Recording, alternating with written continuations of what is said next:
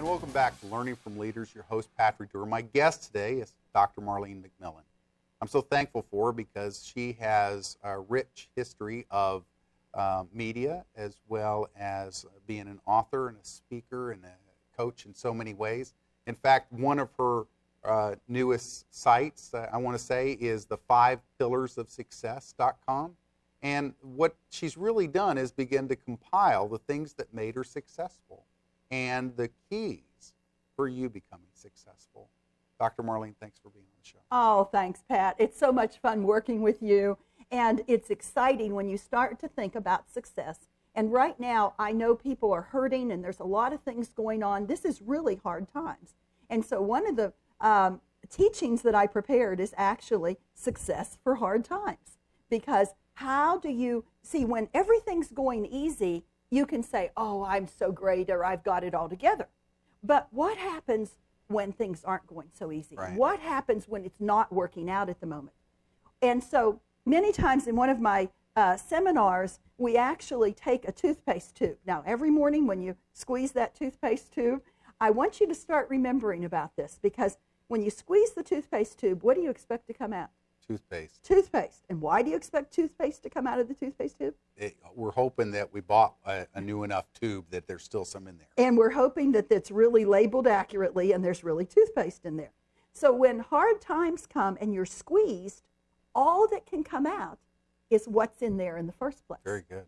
So the time to start developing your life is very early on. Train your children to develop their character, to view people about in the way of how is their character, what are they really like, to understand, to be more observant of people's character.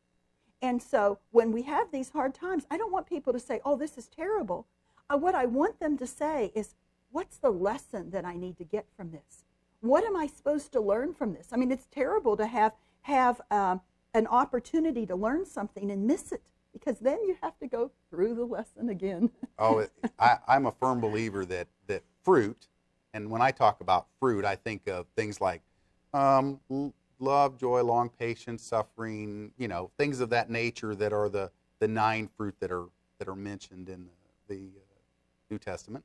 And one of the things that was really funny is to look at that and say, fruit are great to have, but they're not fun to get because you have to grow them. That's right. But to get that love, joy, peace, patience, kindness, goodness, faithfulness, gentleness, self-control, there's a common denominator to all of those, and that deals with forgiveness.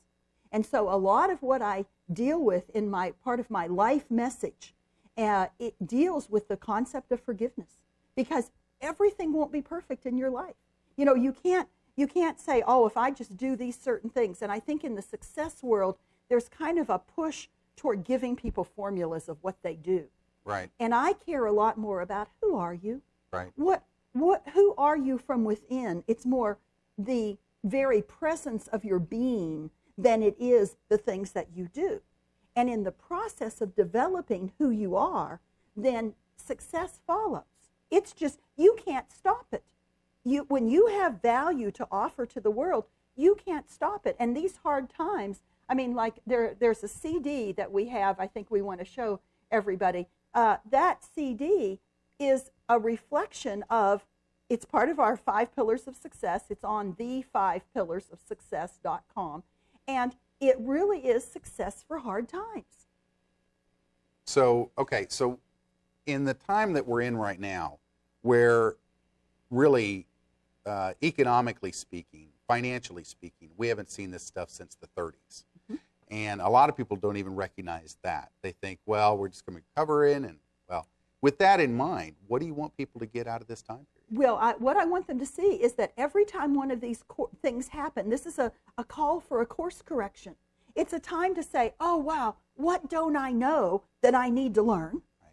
And did I really want to spend the next 40 years in that job? Right. Is that really my destiny, my call? Is it? And start looking for the hidden gold, the hidden treasure in the hard times around you. Maybe that vacation where you were all going to take everybody and you were just going to rush, maybe that wasn't the best vacation for your family. Maybe you need to go someplace quiet and get to know each other and reconnect your hearts again. Some sort of staycation, I guess that's the new thing. Staycation, or whether you go to a timeshare or barter with somebody for a trade a house. Be creative. You know, these hard times show what's inside of you, and they help your children, teach your children to value the things that really matter. 40 years from now, it's not going to matter whether you got another whatever, but it's going to matter whether you're one with them in spirit and in heart. It's going to matter whether you sit down and you just talk about the things that really matter. And so your children need to know that they can come to you, that you have an open heart to them. And the only way they're going to do that is for you have to keep your heart open to them. Are there some other practical steps that people can do? Because right now, we have been so programmed in our success to be busy, not to be open. And I think that, first of all, you have to meet yourself. You have to come to grips with, who am I? What are my values? What am I called to do? What's important to me? And what you'll find is a lot of times we've been wasting our time. You hear the illustration, I was climbing the ladder of success and it was on the wrong wall. Okay, now that is not a good revelation. But the sooner you figure that out and move the ladder to where you want it to be, right, the better off you're going to be. Well, isn't it also important to realize that most of us have more time than we think we do?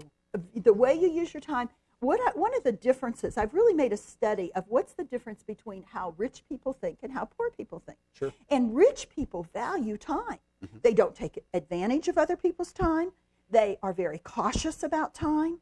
They spend their time with people. They have kind of a concentric circles in their life of the people who are the closest, who get the most time, and then the people that are next that get another access of time.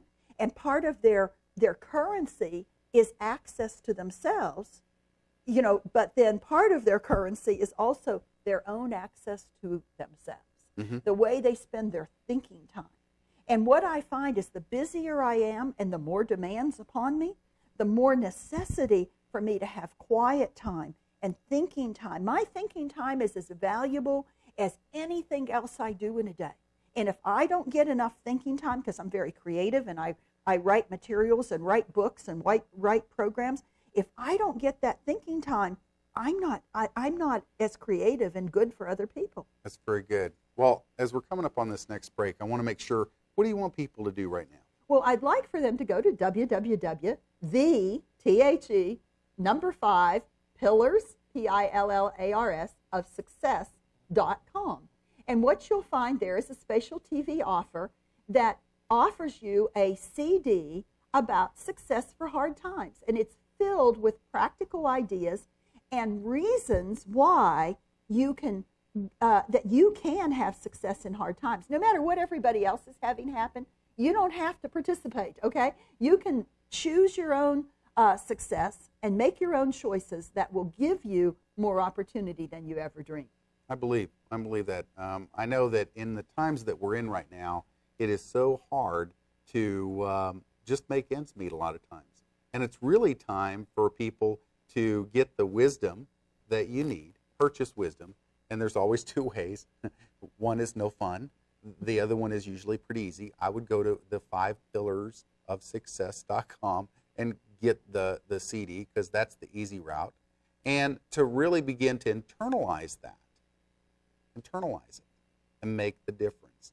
I would really encourage you to do that. As we're coming up on this next break, when we come back, we're going to continue with Dr. Marlene McMillan on some other keys that have to do with liberty, personal liberty, and you won't want to miss it. We'll be right back.